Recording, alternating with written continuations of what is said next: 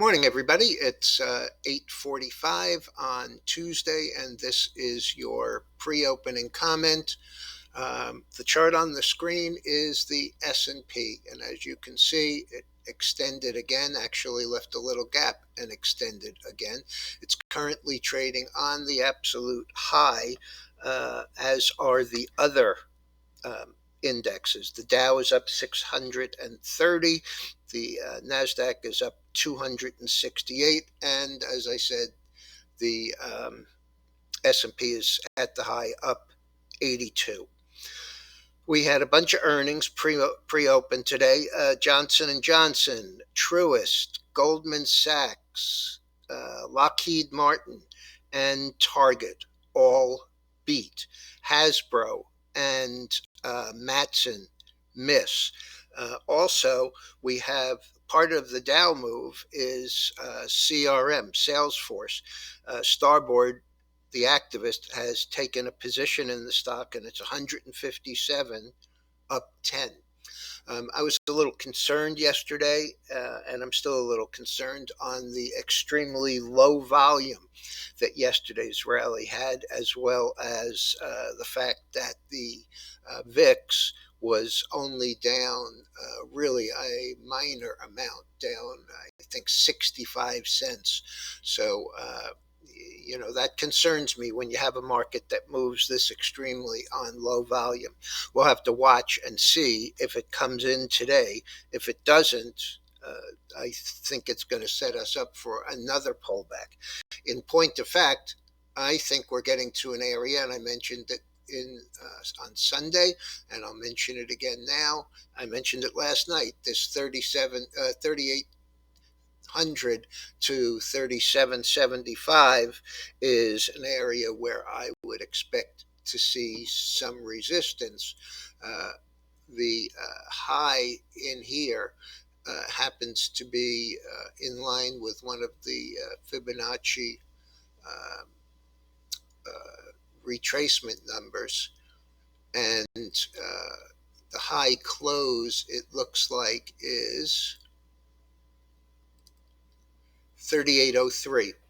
So we've gone from 35 to 3775, which is a monster move considering that we did it in only 3 days. I'm not saying that this is not the bottom. I am saying this is a bottom, and my concern is that we've been back and forth between these levels. This 3800 has been an important level the entire time since since way back here in June. And so that's what I'm looking at here. As far as the futures go, let's take a quick look, because it's really a mixed bag this morning. The grains are down a little. Oil is basically unchanged, and there was news overnight that Biden is talking about releasing 10 to 15 million more barrels from the Strategic Petroleum Reserve. This is clearly, no question whatsoever, a political ploy ahead of the elections. The price of gas was creeping up, and he wants to put a stop to that. Gold down 270, silver down about 8 cents. The copper, which I really think is trying to bottom here, is down another 2 cents. Let's just take a quick look at that one. Here we go. Okay, let's go to the weekly, because I think it's a little bit more clear. Okay, so we came hard down from a new all-time high at $5.03, straight down to $3.13. I mean, that's a huge move, but it rallied from there into resistance, came back down, and has made a higher low.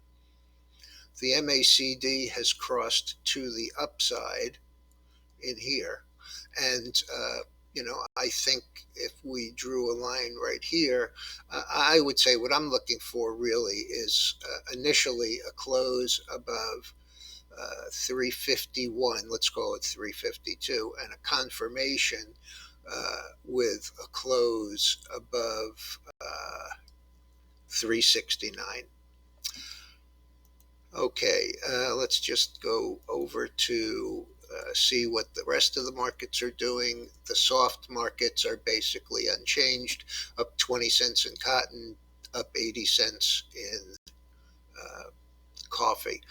The dollar is down a little. It was down over $1.40 yesterday, so that was a pretty amazing move. Down 9.3 cents today at 111.82, and the bonds are higher. Bitcoin and Ethereum both slightly higher. All right, everyone. I will put a flash out in the Discord room because at 9:15 we have. The industrial production and capacity utilization, which might be pretty enlightening this time around. Have a good